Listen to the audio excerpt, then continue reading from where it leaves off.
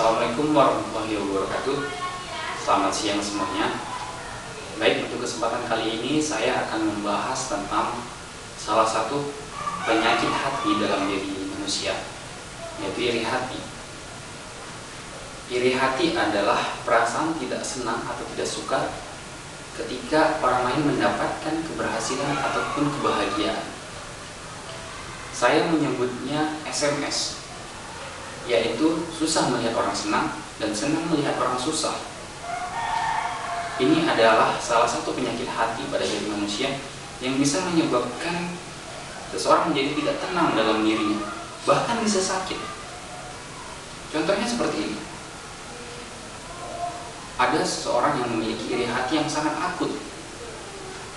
Kemudian dia melihat temannya mempunyai mobil baru, demam. Melihat teman yang punya rumah baru, masuk UGD.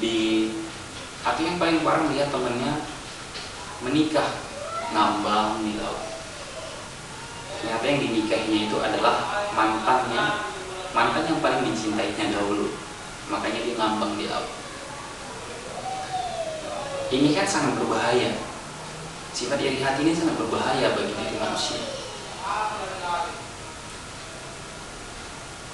Kemudian iri hati tanpa kita sadari bisa timbul kapan saja, bahkan ke hal-hal sepele sekalipun. Contohnya seperti ini. Ada sekelompok remaja lagi ngumpul, kemudian ada salah satu di antara mereka yang mempunyai sifat iri hati. Mereka bercerita, ngobrol. Terus yang iri hati ini berpikir dan timbul iri hati dalam dirinya. Ternyata di antara teman-teman saya yang lain yang rambutnya keriting cuma aku ya. Kasihan sekali nasibku, katanya. Hal-hal sepele semacam itu pun menjadi beban dalam dirinya atau ketidaktenangan dalam dirinya. Itu hal yang sangat berbahaya. Nah, iri hati juga bisa timbul atau bisa menyerang di semua kalangan manusia. Jangan berpikir iri hati hanya atau bisa timbul di kalangan orang-orang dewasa atau remaja. Iri hati juga bisa menyerang kalangan anak-anak, bahkan orang tua sekalipun. Contohnya lagi seperti ini. Ada kakek-kakek atau nenek-nenek, iri hatinya ini akut banget. Kemudian di rumahnya sedang ada kumpul keluarga gitu, atau acara keluarga. Kemudian nenek-nenek atau kakek-kakek yang iri hati tersebut berpikir, ternyata dari semua keluarga yang ngumpul di sini, yang kulitnya paling keriting cuma aku ya. Ya iyalah, namanya udah kakek-kakek. Tapi karena iri hatinya tersebut, dia memikirkan hal-hal yang sangat sepele seperti itu. Jadi iri hati harus kita hindari karena itu sangat berbahaya bagi diri manusia. Nah, caranya gimana? Cara menghindari iri hati itu bagaimana? Saya akan menjelaskan itu. Begini caranya. Untuk menghindari iri hati, kita harus bisa atau kita harus ikut bahagia atas keberhasilan orang lain. Kita harus ikut senang terhadap kesuksesan orang lain. Karena sifat-sifatnya seperti itu, bahagia atau senang melihat orang lain bahagia, maka sifat bahagia tersebut akan tertular kepada kita, menyebabkan kita menjadi bahagia juga, walaupun kita hanya melihat. Selain itu juga timbulkan dalam diri kita semangat atau optimisme. Cobalah berpikir seperti ini. Kenapa dia bisa melakukan itu? Kenapa saya tidak? Pasti saya bisa mendapatkan atau bisa melakukan hal yang sama seperti dia, bahkan melebihinya. Hal-hal seperti itu yang harus kita timbulkan. Nah, jadi hilangkanlah sifat-sifat atau penyakit-penyakit hati yang tidak baik dalam dirimu, karena sesungguhnya itu hanya membuat dirimu menjadi pribadi yang tidak baik, bahkan cenderung sakit. Dan sebaliknya, timbulkanlah hal-hal positif dalam dirimu, karena hal itu akan membuat dirimu menjadi bahagia dan tenang. Itu.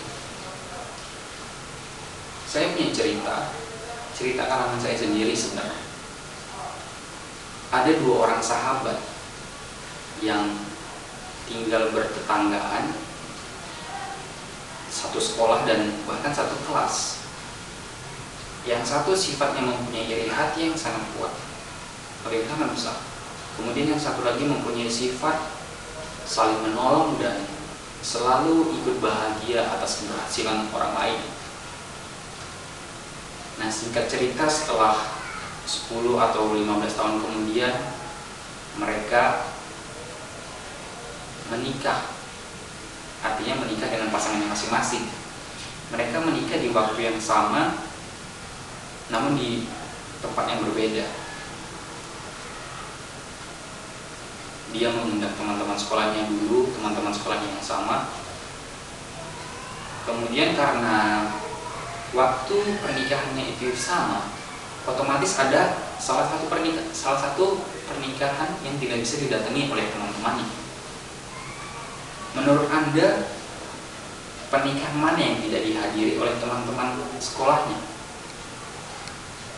Pasti pernikahan yang mempunyai sifat iri hati ini kan? Karena mungkin teman-teman sekolahnya berpikir, dulu si A waktu sekolah sering iri-iri nih sama gue. Kalau gue punya sesuatu dia sering ngejek-ngejek atau sering ngatain yang enggak. Gue malas datang ke pernikahan dia. Nah, hal-hal seperti itu bisa terjadi pada orang-orang yang punya sifat iri hati. Jadi dari cerita tadi kita bisa lihat bahwa selain menimbulkan efek negatif dalam diri kita, menimbulkan ketidaktenangan dalam diri seseorang yang punya sifat iri hati, sifat tersebut juga bisa membuat orang lain tidak suka atau tidak respect terhadap kita. Jadi membuat orang lain tidak suka dan tidak mau menolong kita. Itu. Jadi kita harus menghindari sifat iri hati. Iri hati berbeda dengan dengki. Kalau iri hati adalah ketidaksukaan seseorang terhadap keberhasilan orang lain, dan dia hanya diutarakan hanya lewat hati dan kata-katanya saja. Namun jika dengki adalah ketidaksukaan terhadap orang lain dan dia mempunyai sikap terhadap ketidaksukaan itu. Contohnya seperti ini.